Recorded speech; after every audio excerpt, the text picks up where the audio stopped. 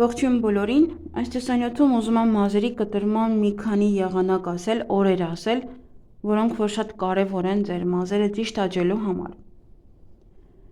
Եթե ընտրեք ճիշտ ժամանակը, անպայման գոհ կմնաք արդյունքներից։ Առույցի նշանի տակ կտրված մազերը խիտ են դառնում,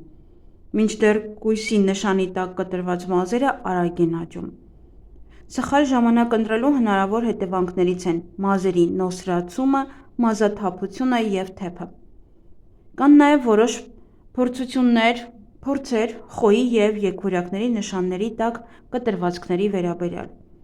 Ճաղատ բծեր կարող են առաջանալ, եթե պատահաբար մի քանի անգամ անընդմեջ կտրեք մազերը խոյի մեջ նվազող լուսնի ժամանակ։ Նույնը տեղի է ունենում նաև սափրվելու ժամանակ, այսպիսով զգոն եղեք։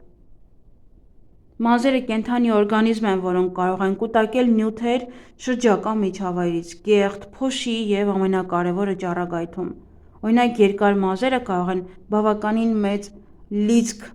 կուտակել օրվա ընթացքում, հատկապես եթե օգտագործում եք քիմիական և արհեստական միջոցներ, ինչպիսիք են մազերի լաքը, գելը և այլն։